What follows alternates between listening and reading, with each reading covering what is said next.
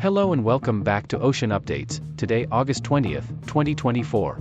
The effects of swells generated by Ernesto on the coasts of Bermuda, the northeast US, and Atlantic Canada should diminish during the next day or so.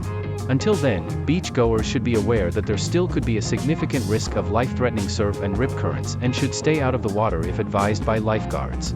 Ernesto will likely bring some wind, wave, and rain impacts to portions of southeastern Newfoundland during the next several hours.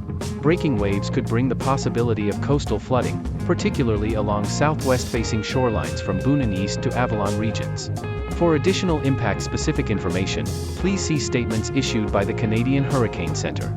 Satellite imagery shows that the convective structure of Ernesto is decaying due to increasing shear and passage over colder water, with most of the remaining convection now in the northeastern quadrant.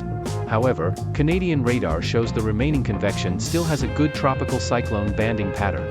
Satellite intensity estimates were mostly near 85 miles per hour, 75 knots, at midnight UTC, and based on the loss of organization since that time the initial intensity is decreased to 80 miles per hour.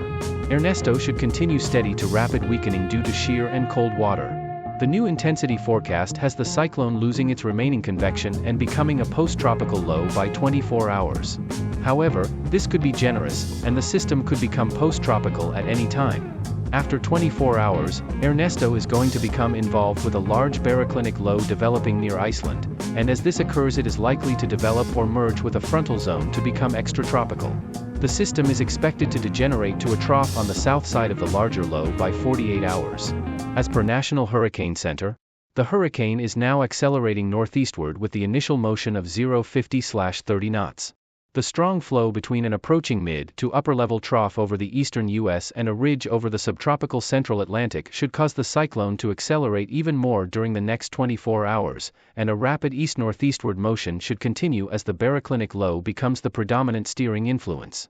The NHC track forecast remains near the middle of the tightly clustered models and has no significant change since the previous advisory. Thanks for watching, please subscribe.